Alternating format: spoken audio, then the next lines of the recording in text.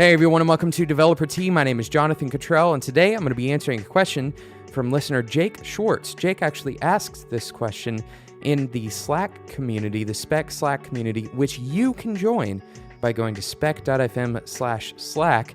Jake is in the Developer Tea room, and he actually just asked me directly. He said, I would like for you to cover this question on the show. And it's a great question, and I can't wait to get into it. But first, I want to thank today's sponsor, Imagix. Imagix is such a great product. We'll talk about it more later on, but go and check it out if you haven't, imagix.com. But for now, let's jump right into this question from Jake. Jake says, I have a question that could be good for the podcast. I started a new job a couple of weeks ago, and I'm starting to get a feel for the code bases that I'll be using for the time being. I have some suggestions on how to improve one of them. I'm going to be the second person to start using the code base regularly. Any strategies for making suggestions without making it seem like I am trying to take over the code base or that I am on some sort of high horse with my ideals? Thanks, and let me know if you would like some more clarification. Well, Jake, that is just about as clear as I would need to be able to answer this question, so let's jump right in. This is a hard problem to solve because basically what we're talking about here is you coming in as the new programmer, the new hire in town, and that can put people on the defense. People may feel a little bit uneasy about having new people in the office, and it's a little bit difficult sometimes to acclimate to the new faces. So I'm going to jump right into my suggestions for you, Jake. Number one, I think you need to start by thinking about what it's like to be in the person who wrote that code base's shoes. They probably feel ownership over that code. The person who wrote it often should feel ownership over it because it's something that they created and something they use every single day. Now, the reality is, for most agency-style teams, and Whiteboard is this way, we don't have all the time in the world to make our internal code bases everything we want them to be, because usually these internal code bases, these internal tools that we create, they aren't directly billable. In the agency model, because we get all of our our billables go directly to clients when we work on our own stuff, that's kind of a cost rather than a profit, right?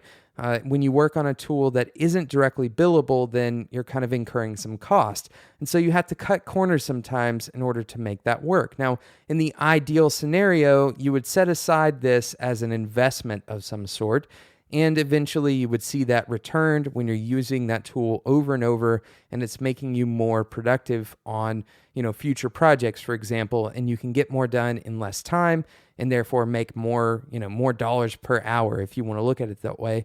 But usually these tools, unfortunately, don't get all of the attention that we would like to give them.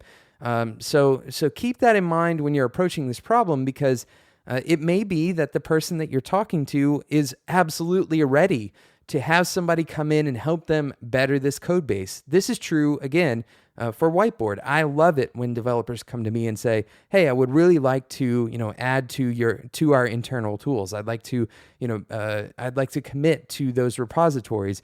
And I give them full access. I say, go ahead. I'd love for you to contribute to these repositories. Now, with that said, because you are new and because anybody who is new that comes to Whiteboard, for example, I would rather them spend some time working with the tool as it currently is. And the reason for that is because you may not have a full idea of what we use that tool for. And I don't want you, for example, to waste your time in one corner of that tool that we use maybe, one day out of the year, if your time is better spent in a different part of the tool. That's just one example.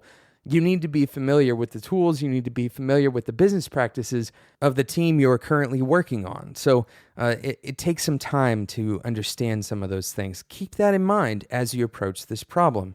Whoever the person is that wrote this code likely has some things they would like to fix, but they also likely don't have a lot of bandwidth to fix it. So what you want to do is frame your questions as opportunities rather than criticism. So you want to ask questions like, if you could change one thing in the code base, what would it be? And is there anything new that you would like to add to our tool set?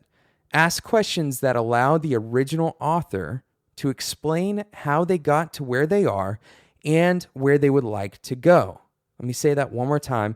You want to ask questions, provide an opportunity for you to be the way that the original author can take this code base that they are responsible for from where it is currently to where they want it to go. I'm going to take a quick sponsor break while you think about this idea for a minute or two. I'm going to take a quick sponsor break, and then we'll come back and talk more about this concept. But I'm really excited to talk to you about our sponsor today because it's Imagix. I literally use Imagix on every single project that I work on at Whiteboard. And why would I pick up a tool like Imagix and use it on every project? Well, because every project I work on at Whiteboard needs images, right? And pretty much every project any web developer works on needs images. And we need them to be delivered fast, and we need to be able to resize them on the fly. Now, in the past, I've had to create my own image magic setup to do this kind of thing. And it's a huge hassle. If you've ever worked with image magic, as powerful as that software is, it's a big hassle, right? But if you use Imagix, it absolutely fixes this problem. Not only can you resize on the fly, but it's backed by a CDN with global presence. Response times, they average around 70 milliseconds. By the way, for those of you who are accounting, that's 0.0 seconds response time. Absolutely incredible. Now, Imagix doesn't just resize these photos, it also compresses them, it can apply filters, and all of this happens simply through URL params. Now, if you don't want to manipulate the URL params directly, there's libraries for Ruby, Python, PHP, pretty much any popular language you would normally use, including languages that work on a native application like Swift. So it will work for your platform. Now, Imagix just recently published their first case study with Eventbrite, and you can go and read this case study. It talks about how they process images for 2 million events per week in more than 180 different countries. That's 2 million events for Eventbrite that Imagix is processing. So go and check it out, Imagix. That's imgix.com. Of course, there is a link in the show notes. And of course, we'll also include a link to that case study with Eventbrite. Thank you so much to imagix.com, your entire solution for pretty much every photo you would ever need to serve on the web. It's incredible. Okay, so let's jump back into this topic, this legacy code base, how to make it better, how to suggest something without being, without looking pompous or without looking like you're trying to take over the code base. Now, I feel compelled to say that this is not a one-shot solution, and feelings are always volatile. It is very easy to hurt people's feelings sometimes, and sometimes people they view things in a completely professional manner, and if you were to bring them the flaws that you see in the current code base, they may treat that completely logically and have no feelings attached. But it's unlikely that most people will treat things without any emotion at all. So, Jake, I really appreciate this question for that reason. It shows that you are thinking about these things. It shows that you have at least a sensitivity to the fact that whoever wrote this code base may be sensitive to it. They may have some sense of ownership over it. So let's jump right back into this conversation. One thing that should be covered here is that your ideas may not actually be the best way forward for the team. You may think that they are, but the reality is that you and anyone else on your team is likely to be wrong at some point. So keep that in mind. And the reason you want to keep that in mind is not so that you're constantly feeling like, oh, maybe I'm wrong, but rather so that you will feel less tied to your own beliefs and instead committed to the success of the team and the code base itself. This allows you to step back from your beliefs, step back from your assumptions, and view them as purely experimental, right? If you have a belief about a particular feature, that it needs to be a particular way, and you start getting invested emotionally into that, then it could be that your investment emotionally is actually going to cause a problem with your ability to change that feature in the future because you're connected to it. And it may be completely logical to change that feature. You could be wrong. Keep that in mind all the time. always allow yourself the ability to be wrong, the ability to fail, and that way you don't get connected to your solutions so much so that you are unwilling to consider someone else coming to you. For example, let's say in the future, imagine a few years down the road, another version of a person just like you comes along and says, hey, I think this code base could be improved again. So keep in mind, your ideas may not be the best way forward. It is very possible and perhaps even necessary for you to work on the internal tools in time that isn't directly billable. And this has to do with what we were talking about before. Sometimes it's difficult to invest in these tools because they may not necessarily be profit centers right away. So nights and weekends are often when internal tools are built. And if you want to change them, Jake, it's possible that you need to offer up that extra bit of sacrifice. Unless there is a specific contract that works the overhead of building those internal tools or improving on those internal tools into a client agreement for some strategic reason. Now, try forking the code base and experimenting in your off time. You don't really need permission usually to do that kind of thing. Very few employers will disapprove of this. Very few people, even the people who are really protective over their code base, are going to disapprove of this. And the reality is, if you were to fork the code base and then take it to the original author of that code base and ask them for their honest opinion and say, hey, I've done something with your code that you wrote. It's something that I was experimenting with. What do you think? Now, if you frame this not in terms of a criticism or in terms of trying to point the finger, but instead as an opportunity for them to teach you or an opportunity for their code to be bettered, that is a much more likely scenario for them saying, yes, let's go with your idea. Let's try to bring this into our production code. So I could talk about this all day long because this is the kind of stuff that makes our jobs unique. We have these things that we build that are logical tools, but we still have a sense of artistic integrity, artistic ownership over these things, over the code that we write. So I want you to leave with these kind of two lingering ideas.